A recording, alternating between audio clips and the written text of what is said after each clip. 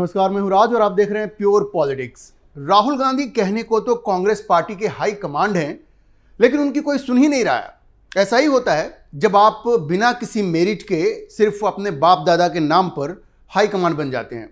अब चूंकि राहुल गांधी की लीडरशिप में 90 से ज़्यादा चुनाव कांग्रेस हार चुकी है, अपनी पार्टी में ही उनकी कोई सुन ही नहीं रहा है। राहुल गांधी भी मजबूर हैं, चुपचाप वो ये सारी बेइज्जती सह रहे हैं। अब देखिए, राहुल गांधी की एक ऐसी ही बेइज्जती, बड़ी बेइज्जती इस वक्त कर्नाटक में हो रही है, जहां राहुल गांधी की मौजूदगी में लिए गए फैसले को वहां के मुख्यमंत्री सिद्धारामैया मानने से साफ इनकार कर रहे हैं। दरअसल कर्नाटक में 2023 में जो चुनाव हुआ था, उसमें कांग्रेस को प्रचंड जीत मिली थी। 224 में से 135 सीटें कांग्रेस ने जीती थी।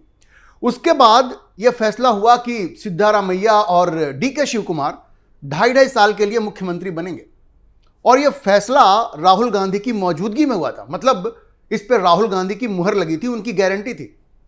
लेकिन अब जबकि 2.5 साल बीत गए हैं, तो सिद्धारामैया कुर्सी छोड़ने के लिए तैयार ही नहीं है, और राहुल गांधी की इतनी हैसियत नहीं रह गई है कि वो अपने ही लिए गए फैसले को लागू करवा सके। तो आप समझ सकते हैं कि राहुल गांधी की स्थिति आज कांग्रेस में क्या हो गई है। और डीके शिव कुमार भी याद दिला रहे हैं कि भाई आपने हमसे कुछ प्रॉमिस किया था, और हर किसी को अपनी जुबान याद रखनी चाहिए। ये डीके शिव कुमार राहुल गांधी को याद दिला रहे हैं कि भाई आपने हमें जुबान दी थी और उस जुबान को आप भूल रहे हैं। आप समझिए कि ये राहुल गांधी की किस तरह की बेइज्जती है। डीके शिव कुमार ने अपने एक सोशल मीडिया पोस्ट में कहा कि भाई हर किसी को अपनी जुबान याद रखनी चाहिए, जो प्रॉमिस किया है उसको याद रखना चाहिए। उन्होंने एक्चुअली कहा कि everybody should keep once word and keeping one's word is greatest strength and word power is world power। मतलब उनको बड़ी तकलीफ है कि भाई ये जो वायदा उनसे किया गया था कि 2.5 साल के बाद वो मुख्यमंत्री बनेंगे कर्नाटक के, और वो बात पूरी नहीं हो पा रही है। तो उन्होंने राहुल गांधी पे ये तंज किया, ये इशारा था राहुल गांधी की तरफ और सिद्धारामैया की तरफ भी था कि भाई आप इसके लिए अग्री किए थे कि 2.5 साल दोनों को मुख्यमंत्री का पद मिलेगा। दरअसल ये 4-5 लोगों के बीच में, जिसमें राहुल गांधी भी थे, उस वक्त यह फैसला हुआ, जैसी मीडिया में खबरें आ रही हैं।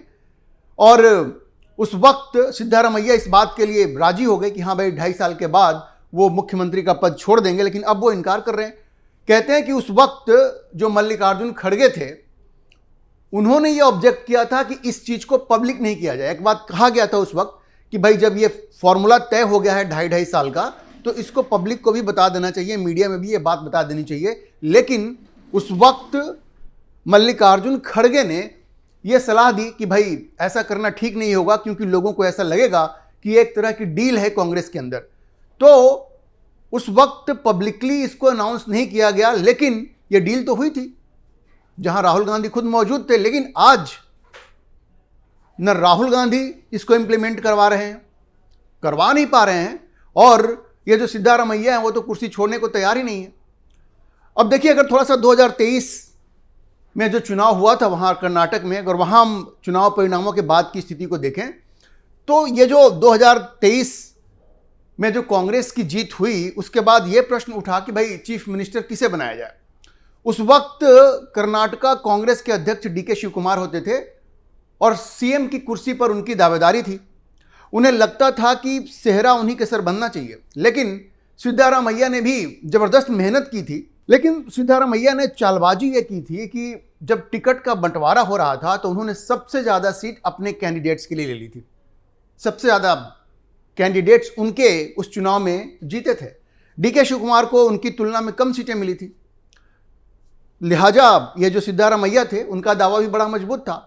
अब उनका मजबूत दावा इसलिए भी था क्योंकि जो लोग जीत करके आए उनमें ज़्यादा सिद्धारामैया के समर्थक थे।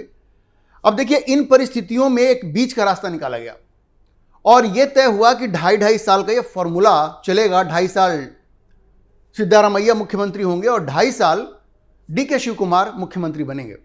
लेकिन मुख्यमंत्री बनने के बाद से सिद्धारामैया ने तो अपना अलग राग अलापना शुरू कर दिया और उन्होंने कहना शुरू कर दिया कि वो तो अपने पूरे 5 साल का टर्म पूरा करेंगे। अब देखिए, सवाल यह है कि सिद्धारामैया को यह ताकत कहां से मिल रही है? क्यों वो राहुल गांधी की बार बार बेइज्जती कर रहे हैं? क्यों राहुल गांधी की बात मानने से इनकार कर रहे हैं? और डीके शिव कुमार चाह कर भी उस वायदे को पूरा क्यों नहीं करवा पा रहे हैं जो उनसे हाई कमांड ने किया था? और राहुल गांधी सिद्धारमैया के खिलाफ कोई एक्शन क्यों नहीं ले पा रहे?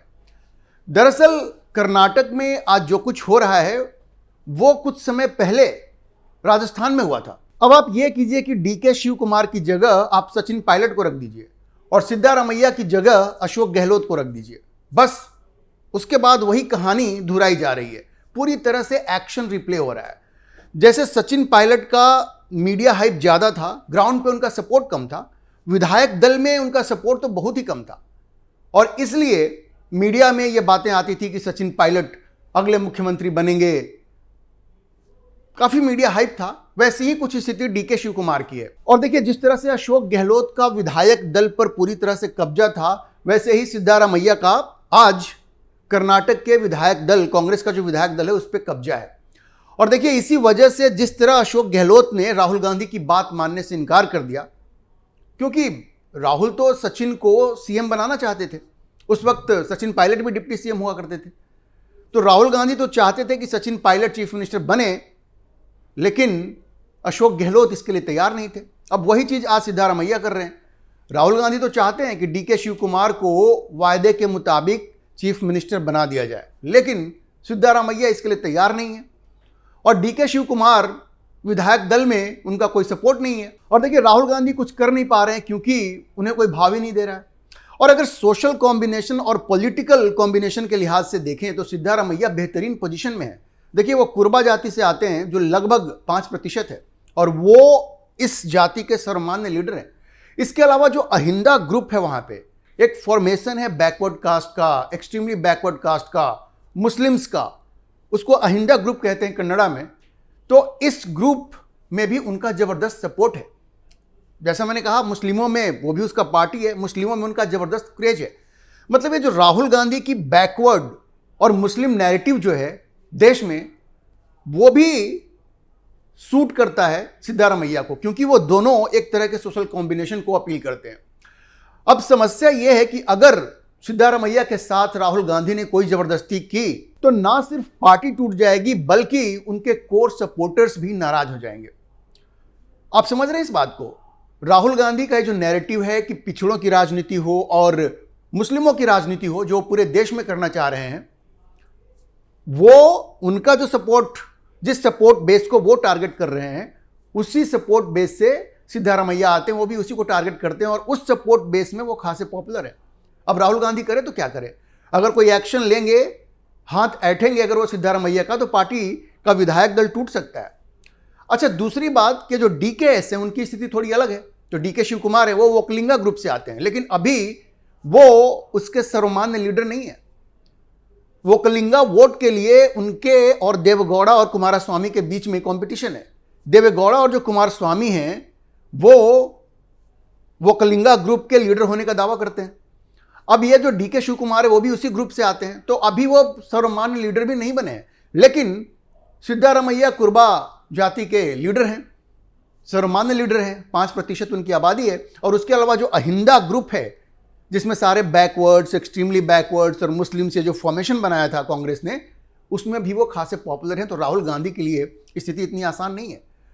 अब देखिए, राहुल गांधी ने तो बड़ा स्पष्ट है कि हथियार डाल दिए हैं और दोनों को कह दिया है कि भाई मिलजुल कर काम करो, कोई रास्ता निकाल लो। मतलब शिव कुमार को, डीके शिव कुमार को यह बता दिया गया है कि भाई मजबूरी है, हम अपना वादा पूरा नहीं कर सकते। राहुल गांधी ने मान लिया है कि उनकी अब यह हैसियत नहीं रही है कि वो अपने ही किए गए वायदे को पूरा करवा सकें, लेकिन डीकेएस मानने को तैयार नहीं है। लिहाजन पार्टी का संकट बढ़ रहा है और यह कहा जा रहा है कि भाजपा के साथ मिलकर डीके शिव कुमार कोई सरप्राइज भी दे सकते हैं। बिल्कुल, यह चर्चा है। अगर डीके शिव कुमार को इस तरह से कॉर्नर किया जाएगा, और देखिए पहले भी वो राष्ट्रीय स्वयंसेवक संघ की तारीफ कर चुके हैं और उनके संबंध भारतीय जनता पार्टी के कई नेताओं के साथ है, तो अगर डीके शिव कुमार कोई सरप्राइज दे दें तो इसमें कोई आश्चर्य नहीं होगा। अब देखिए, अभी जो इतनी खींचतान चल रही थी, तो कांग्रेस की जो सेंट्रल लीडरशिप है उसने सिद्धारमैया और डीके शिव कुमार को कहा कि भाई आप लोग मिल बैठ के फैसला कर लीजिए। तो ब्रेकफास्ट मीटिंग हुई सिद्धारमैया और डीके शिव कुमार के बीच में। अब मीटिंग के बाद दोनों ने तो ये कहा कि भाई हम लोगों ने बहुत सारे मुद्दों पे चर्चा की, कर्नाटक के प्रोग्रेस के बारे में और आने वाले चुनावों के बारे में, लेकिन खबर यह है कि सिद्धारमैया ने डीके शिव कुमार को बहुत साफ साफ ये कह दिया है कि भाई साहब अभी तो आप मुख्यमंत्री नहीं बन सकते, आप इंतजार कीजिए अगले चुनाव तक। मीडिया में जो खबरें आ रही हैं, सिद्धारमैया ने डीके शिव कुमार को साफ साफ कह दिया है कि भाई अभी आप मुख्यमंत्री नहीं बन सकते, आप 2028 तक इंतजार कीजिए जब वहां फिर से चुनाव होंगे। तो दोनों मतलब सिद्धारमैया और डीके शिव कुमार अपने अपने पोजीशंस पे अड़े रहे और दोनों में से कोई पीछे हटने को तैयार नहीं था।